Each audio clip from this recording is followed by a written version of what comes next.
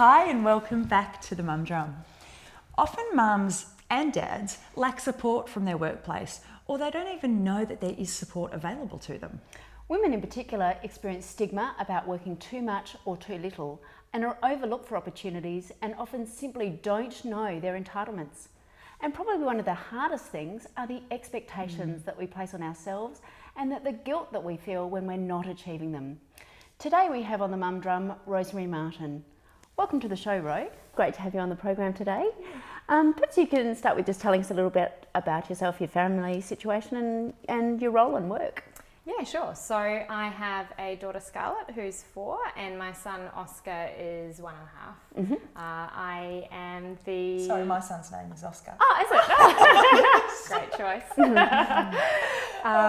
And I head up customer experience for Flybuys. So my role basically covers marketing, digital, customer insights and analytics. Right, okay. Well, that sounds like a pretty big role. And you were also just mentioning that you're doing 5 days in 4. Tell us about that. I mean, goodness, I'm tired just thinking about it. Yeah, me too. So I chose to do a compressed work week. In coming back to work second time around, I had to think about what my non-negotiables were and what was really important for me, and decided that I really wanted to have that day off on a Friday with my 2 kids. Yep. But equally, I knew that to do the role that I was doing, it was, even if I'd said I wanted to work 4 days, it was going to be basically a full-time amount of work. So I chose to sort of try and compress it into the 4 days. But what it means really is that I might do a couple of hours on a Friday, I'll do a little bit over the weekend, and then some in the evenings. Wow. Yeah. As well as managing the family. Yes. Yeah. Yeah. Wow. All right. Well, maybe we'll start with going back to, your first pregnancy with your first, and take us a little bit through maybe what some of the challenges might have been in terms of that process, and going off maternity leave, coming back to work. Yeah. What that was like for you. Probably one of the challenges was, I guess, a little bit of fear of the unknown and what it was going to be like. And in the workplace that I was in, it was very rare for someone to go off on parental leave and come back to the same role. So I wasn't expecting that I would be moving back into the role I was in at the time. And so I think the uncertainty around that was a little worrying. Yeah. And then also probably just some physical challenges too. So trying to present or talk in a meeting, and when you're quite pregnant, you're sort of short of breath the whole time. Yeah. So that was sort of something that was a little challenging too.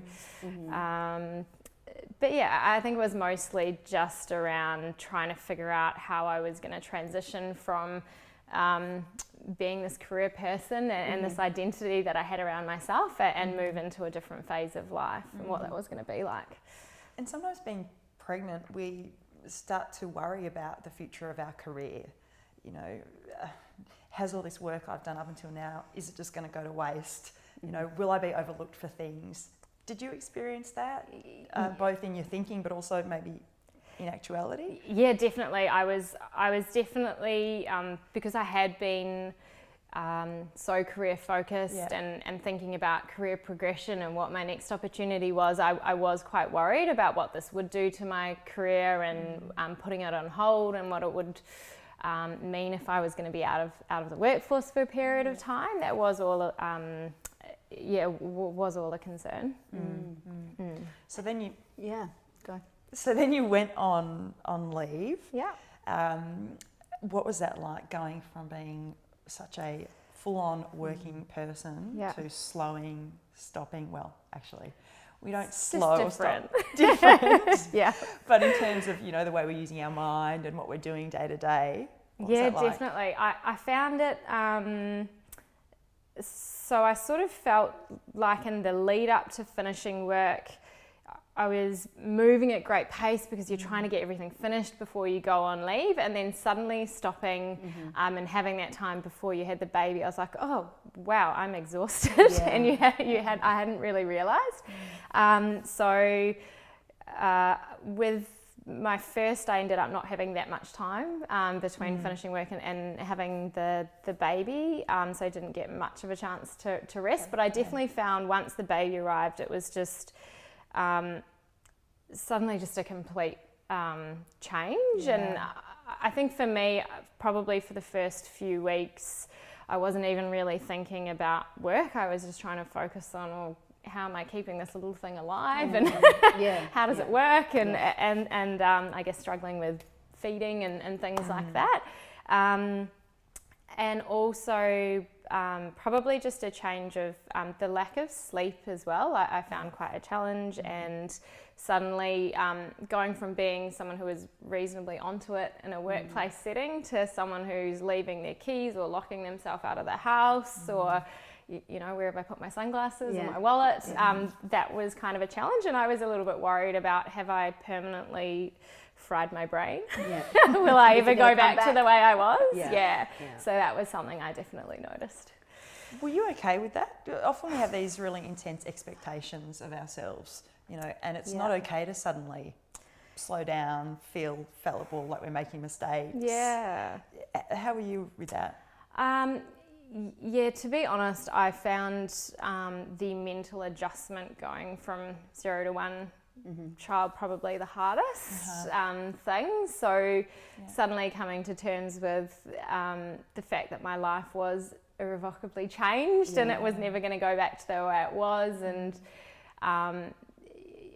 until I went back to work the first time, I really struggled with that change in identity, and suddenly I was a mother, and how was that going to fit back in with career, and how was I going to, I guess, piece it all together. I did definitely struggle with that. And when you say struggle, what were you experiencing? Just probably general anxiety, and I think you feel quite disconnected as well. I think from one thing that I did do that really helped actually was with both of my kids was every single day I always left the house, even if it was just to go and walk around to the post box and come back or something, and just being outside in the real world and seeing normal people go about everyday life just really helped to put things into perspective a little bit for me, because it was quite easy to be, you can feel quite isolated when you're at home alone with a little baby that doesn't communicate with, they're not speaking to you, and that can be quite challenging. So I definitely found getting out into the real world helped with that that kind of anxiety and isolation. Did you feel lonely at that time?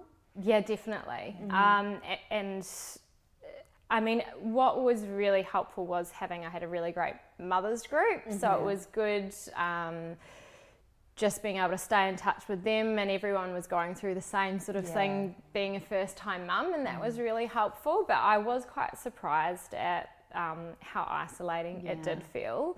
And what was really interesting was for our first, my husband took I think about 16 weeks off, was able to take some paid parental leave to look after our daughter, and that was the one thing that really surprised him too, was that feeling of isolation. And I think it probably was even harder for him because he didn't have a mother's group or something to rely on. So it's definitely you can feel quite lonely. We've got so much to do in that space, haven't we, with the dads? There's more and more dads who are taking that time off and they don't have those support networks. There's a long way to go as a society with that area. So in terms of feeling disconnected, and you've been through this twice now, did that feel particularly pertinent with your work situation? Did you feel disconnected from work? I think initially for the first few weeks it was a reasonably conscious choice that I made to try and have that separation.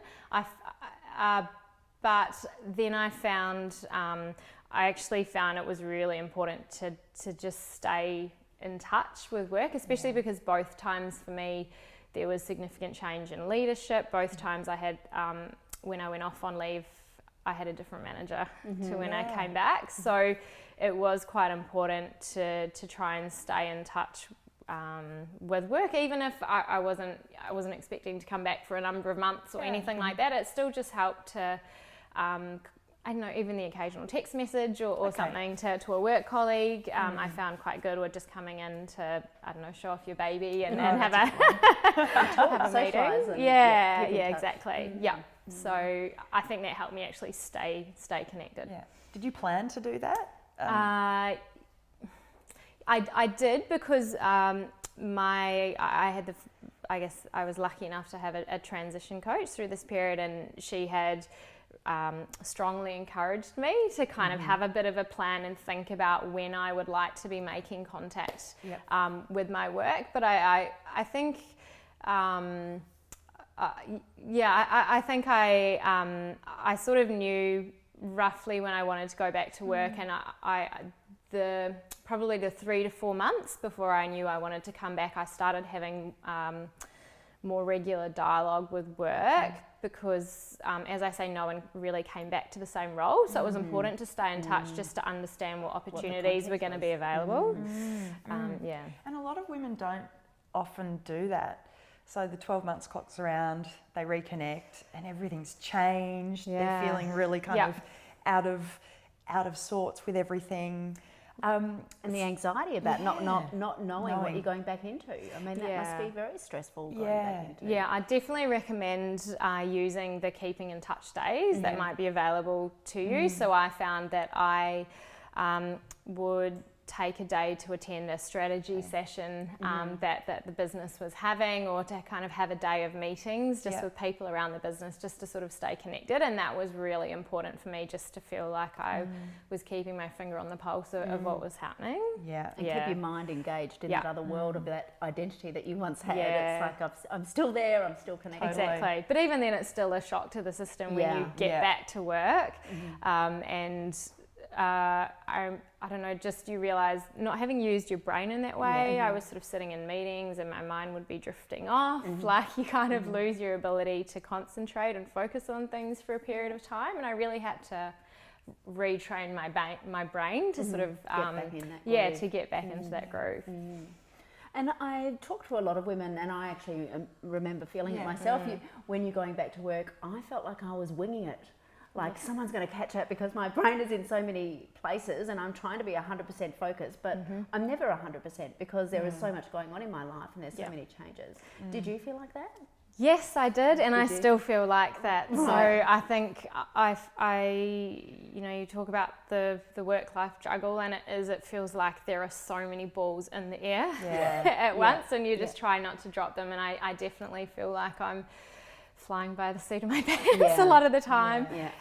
So I'm not sure if that ever really goes away, but definitely when I first returned to work, I felt like a bit of an imposter, and my confidence was definitely diminished. Because you haven't been operating in that way, and you feel like you've lost the lingo and everything. So I think I definitely did feel like I was winging it a lot of the time. How did you cope with that? Were you hard on yourself? Kind to yourself? Look, I was probably a bit harder on myself than I should have been, but I think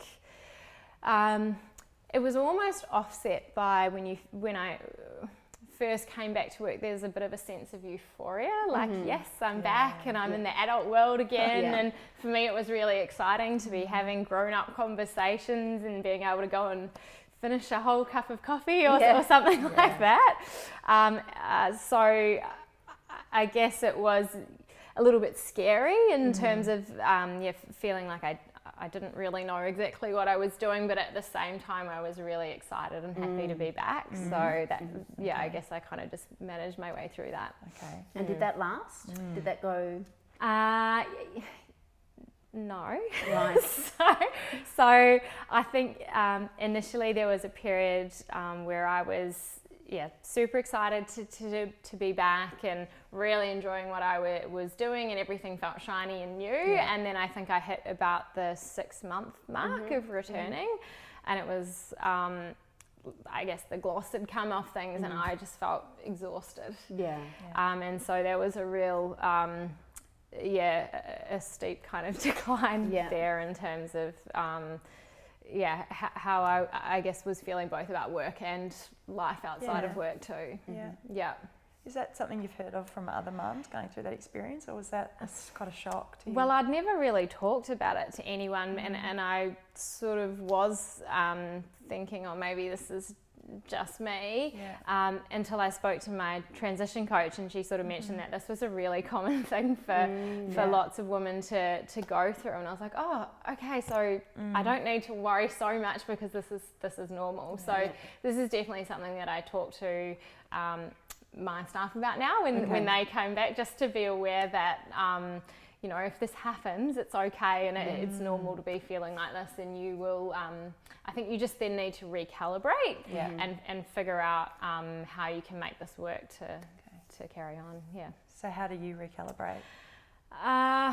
So I think I'm probably not a great example of this, but it is really important to set your boundaries when you return to work, and to make sure that you stick to those. And that's probably where I tend to fall down. But I've found that if you go out there and you set your boundaries and you communicate those to people, so whether that's, look, I need to do, you know, drop-offs on these days, or pick-ups and leave by this time, or I know I need to work, you know, at home on a regular day, people will respect those boundaries. So I think it's really important not to be scared to kind of ask or just set those, right, and communicate what they are. But what I found is, you know, when I'm saying, oh yeah, sure, I'll come in for that meeting, or oh yeah, okay, yes, I've got time to talk to you now, and then realising, oh, I'm going to be 20 minutes late for pickup or whatever, I'm creating these issues. People will be very respectful and fine if you say, look, I'm sorry, but I need to leave. Can we pick this up later?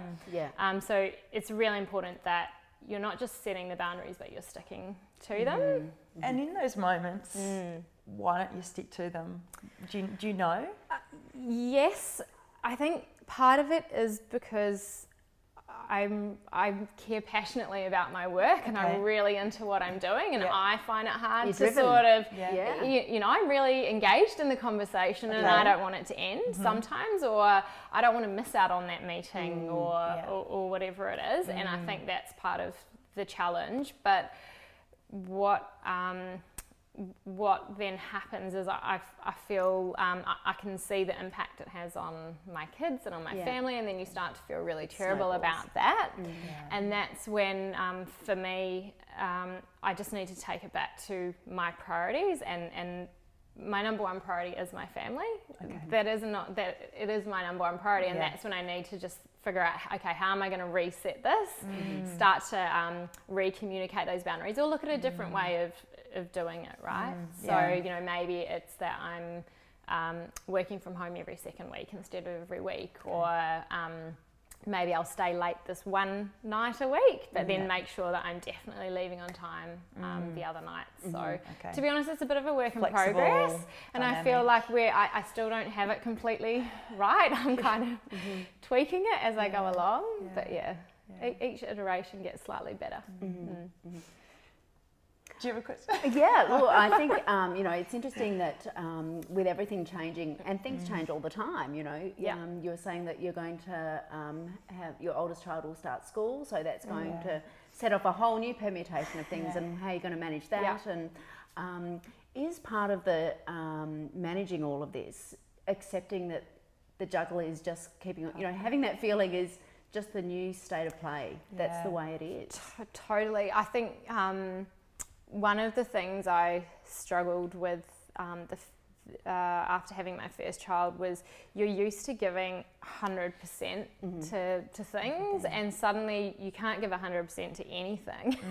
And so you just don't feel like you're doing anything well. So I definitely think, struggled with the fact that nothing, I couldn't do anything 100% anymore. I wasn't doing anything well. I think just once you can kind of come to terms with that and you realise that that's okay. You're doing your best, and you just need to be a little bit kinder to yourself sometimes. There's often a lot of judgments and expectations on women about what they should be doing, how much they should be working, how much they should be spending time with their kids. it often comes from other people. Sometimes it comes from ourselves. Yeah. Have you experienced that at all? I think everyone has their own opinion.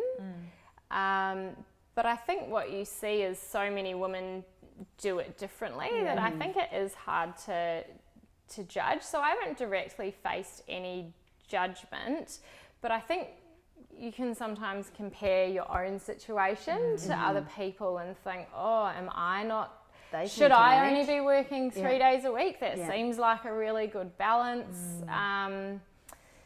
So I think it's not necessarily so much judgment from other people, but your own judgment on yourself that can be the challenge. Trying to be everything to everyone all the time. That's Which right. mathematically doesn't make sense, does it? And it's interesting because I've only just realised in the last year I've been speaking to a few senior women who I just figured that they had some kind of life hack that I wasn't aware of in terms of like managing to have a really successful senior career and have young kids and manage that. And what I've learnt I think in all of those scenarios was that their husband was either not working or working part-time. And that for me has made me realise that, and look, maybe there are people out there that have both parents working full-time and are making it work, and if they can, could they please tell me how they do it? But I think it just made me realise too that your perception of other people and them making it all work is not necessarily the reality, and there are always going to be trade-offs, and there are trade-offs for everyone, and you just have to figure out what your trade-offs are and how you're going to make it work. That's great advice. That's really valuable advice. And I've just got to ask, when you sat down before we started this interview, you mentioned that things are pretty tricky at the moment in terms of how you're managing all this stuff. Yes. Tell us about that. Yeah. Where do I start? I think at the moment I'm struggling because I haven't been sticking to the boundaries that I have set. I'm feeling quite stretched at work, and I think I'm in a scenario where it's almost like my husband and I are single parenting. So we're literally, one of us works late and then the other one is getting the kids to bed, then the other one is there in the morning getting them ready for daycare. And it's just not really working. So we're just at the moment trying to figure out how can we maybe both get home a little bit earlier so that we can help together get the kids to bed, corral them to bed. And then, maybe it's about logging on again in the evenings. So, that has been, it's been quite a challenging time. Yeah. And you have to be careful not to, it's easy to kind of fall into this, I'm failing and I'm not doing anything right. And, I just have to keep reminding myself I'm doing the best that I can. Yeah, absolutely. And that's okay. Yeah. But that can be hard. I just breathed in and out then. Yeah. Probably personal stuff. Yeah. Coming up. Yeah, definitely. Yeah. And I think too, probably one of the shocks for me was before I had I'd always assumed that, yes, babies wake up in the night and you're sleep deprived for those first few months, but then it all settles down. And as I've learnt with my second, that is not the case. And sleep deprivation does funny things to people as well. And it can be, you don't probably appreciate the importance of a good night's sleep. And when you have one, the next day you're like, oh, okay, I feel like I can kind of tackle life again. And it gives you a bit of a perspective. And I think that is something to keep in mind too, that just trying to get sleep where you can be quite important. And when you're dealing with working parents too, like I'd never thought about it until I had kids, but you're probably in a meeting with someone that they've had like 3 hours sleep last night, and just to be a little bit mindful of that. And just in terms of your work identity, do you feel like that's changed? Good question. Yes, because my identity as a person has changed, and I do think that once you become a working parent, it is different, and it is. I can't any longer just say, yeah, sure, I'll cancel my dinner plans and stay, late until we figure this out, or get this completed. You actually have to go and get your kids. And, and so I think that has probably changed the way I operate at work. So I'm also a lot more, I didn't have an appreciation as to how productive working parents need to be and how productive they are.